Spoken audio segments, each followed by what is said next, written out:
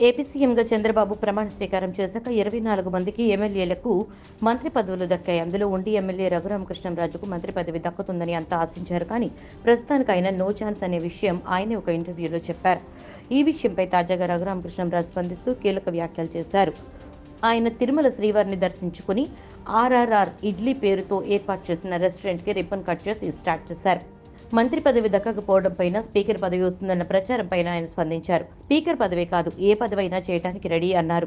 రాకపోయినా నష్టమేమీ లేదన్నారు. రఘురామకృష్ణంరాజు స్పీకర్ అయితే కనుక జగన్ ని ఒక ఆట ఆడుకుంటారు అనే వార్తలు సోషల్ మీడియా అంతా వైరల్ కావడంతో ఇప్పుడు స్పీకర్ పదవిని ఎవరికి ఇవ్వాలి అన్న విషయంపై ఇంకా చంద్రబాబుకు క్లారిటీ వచ్చినట్టు కనిపించడం లేదు అనే విషయం తెలుస్తోంది. ఆల్రెడీ స్పీకర్ పదవి రేసులో గంటా శ్రీనివాస్, యనమల రామకృష్ణుడు, అయ్యన్న పాత్రుడు కూడా ఉన్నారు. దాంతో స్పీకర్ పదవి RRRకి వచ్చే ఛాన్స్ అయితే కనిపించడం లేదు. ఎందుకంటే చంద్రబాబు ఈ విషయం గురించి కూడా ఆలోచించి ఉండవచ్చు. ఒకవేళ RRRకి స్పీకర్ పదవి ఇస్తే కనుక ఆయనకు అసలే నోటి దూల. స్పీకర్ అయితే గనుక అదుపు తప్పి మాట్లాడే అవకాశం ఉంటుంది. ఎందుకంటే ఆల్రెడీ వైసీపీలో ఉన్నప్పుడు రాష్ట్రం మొత్తం RRR నోటి దురుసును చూసే ఉంటారు. కోపం వస్తే సామరస్యంగా మాట్లాడే పరిస్థితి ఆయన దగ్గర ఉండదు. తన మన అనే భేదం ఉండదు. ఎక్కడ ఉండి ఏం మాట్లాడుతున్నామనే విషయాన్ని కూడా మర్చిపోయి మాట్లాడుతూ ఉంటారు. ఎందుకంటే 2019 ఎన్నికల్లో వైసీపీలో గెలిచిన చివరి వరకు ఆయన పార్టీలో అసంతృప్తి పార్లమెంటు సభ్యుడిగానే కొనసాగిన ఆయన దాదాపు 3 ఏళ్ల పాటు నియోజకవర్గానికి రాకుండా ఢిల్లీ నుంచి రచ్చబడ్డ పేరుతో జగన్ ప్రభుత్వంపై రోజు విరుచుకుపడుతూ వీడియోస్ రిలీజ్ చేసిన విషయం అందరికీ తెలిసిందే.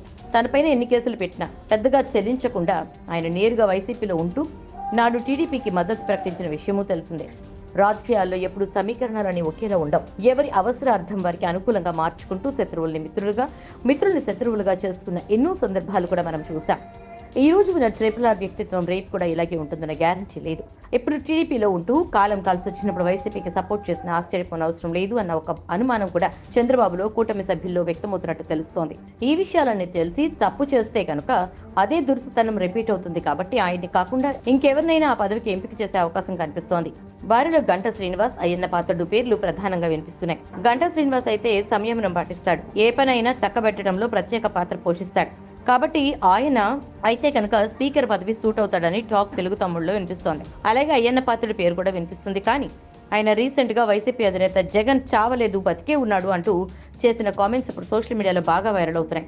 మరి ఇలాంటి టైంలో ప్రతిపక్షాలు, ప్రజల దృష్టి మొత్తం స్పీకర్ ఎవరు అన్న అంశంపైనే ఎక్కువగా ఉంది. కాబట్టి చంద్రబాబు తెలివిగా ఆలోచించి ఎలాంటి నిర్ణయం తీసుకుంటారో చూడాలి.